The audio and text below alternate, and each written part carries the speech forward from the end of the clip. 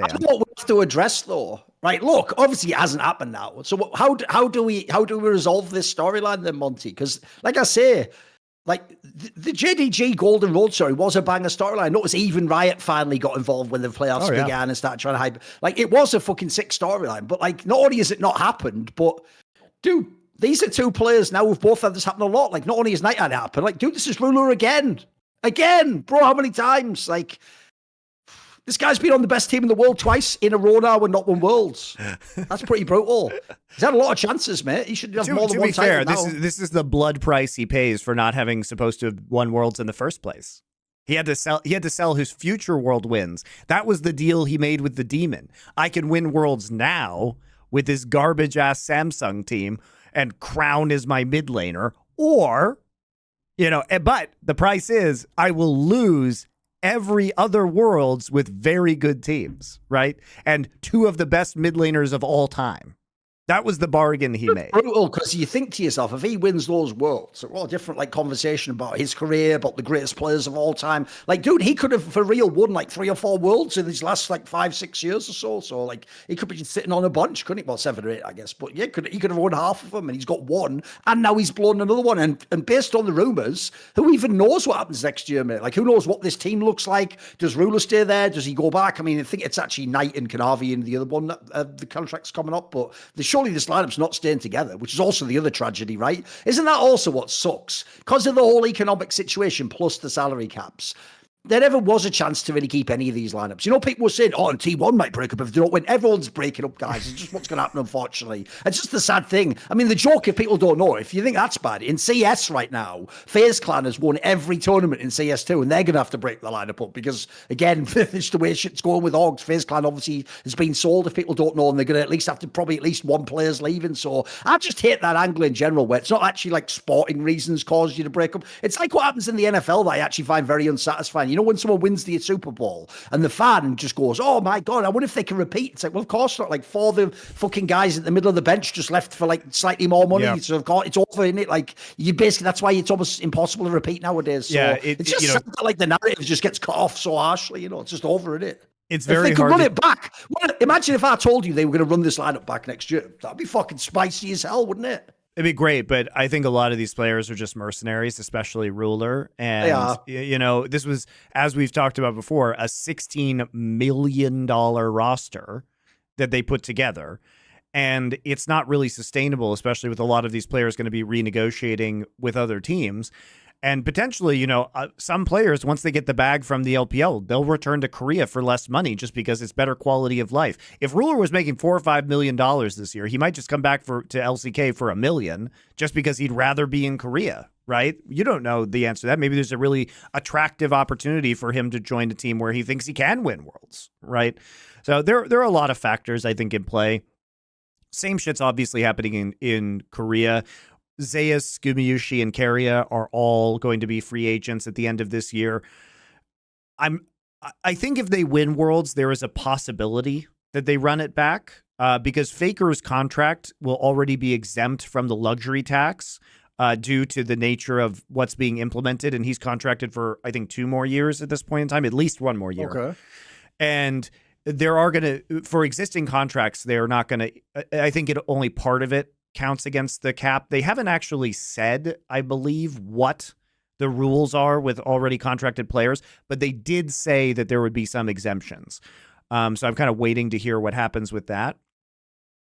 But there is a possibility, I think, that they run it back, especially because, frankly, I think a lot of these players' value have gone down because of what happened when Faker wasn't on this lineup. How valuable do we think Keria, Gumayusi, and Zeus are now? Certainly they're good players, but this team was fucking terrible when Faker wasn't on it, which implies that they might be replaceable with other good players. I think Keria is probably the least replaceable of those players, but maybe Keen. You know, what about Keen? I mean, to me, the Gumayusi one's an interesting one, right? Because obviously every fan now will go, don't do it. But as you say, it's not really just, it's not like he's just the most insane Caitlyn of all time. It's that the best of the bot lane matchup is what's impossible. That's Keria doing that. So, like, yeah, but it's weird. If Ruler wanted to join instead of Gumayusi, what, say one not consider it? Surely they would. Surely you'd think that through if he wants to come on. Think about it. Keria has also played previously with Deft. You know, Deft's a free agent. There are other options here. There are other options is my point. And I just don't know. I don't know if T1 is going to put the same premium on retaining this roster next year because of the evidence. Like, they have all the evidence about what was going on within the team when Faker was injured, how that affected players, whether they think those players were demotivated by it or if Faker was the one who was actually causing the massive boost to their performance in terms of macro play. Almost certainly he was, right? So can you replace him with potentially other cheaper players who will be good on this roster?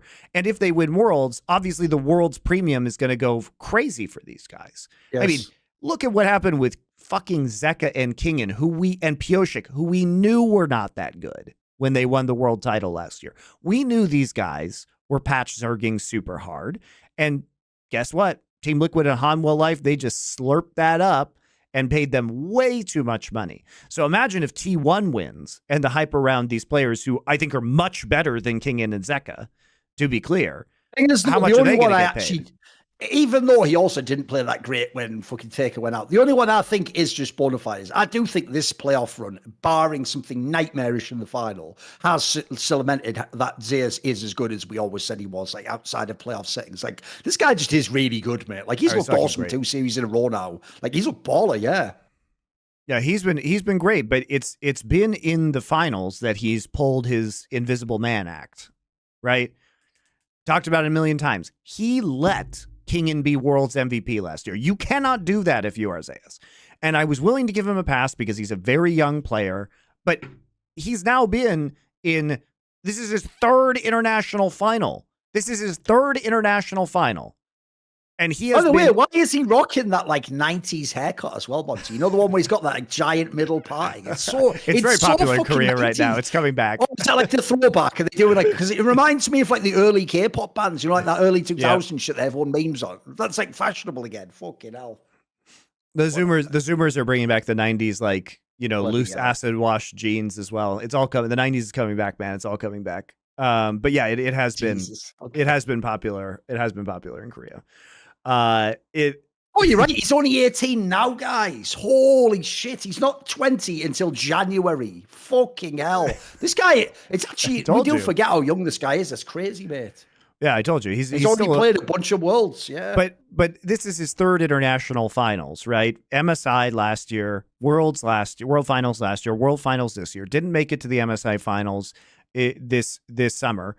But T1 has been the favorite coming into every single one of those finals. They have been the favorite. They were the favorite versus RNG.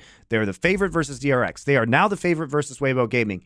He needs to get it done now. Like, this team, if they don't win, it's exploded. Like, they have to win this, sure. Well, yeah, that's the funniest part. If you think about the way the narratives are set up for this one, Monty, is like, as much as everyone tells you that they thought T1 was going to win these matches, they haven't, because they haven't really stopped and thought that, like, because in theory now, it's actually, like, on paper, Weibo should be the easiest of the 3 playoff series that T1 faced. Like, even LNG looked more dangerous, and JDG definitely was. But the part that people haven't considered is, like I say, if they actually don't win this one, it's actually one of the worst fucking, like, fails of all time in a final. Like, yeah, on paper, every element says they should win now.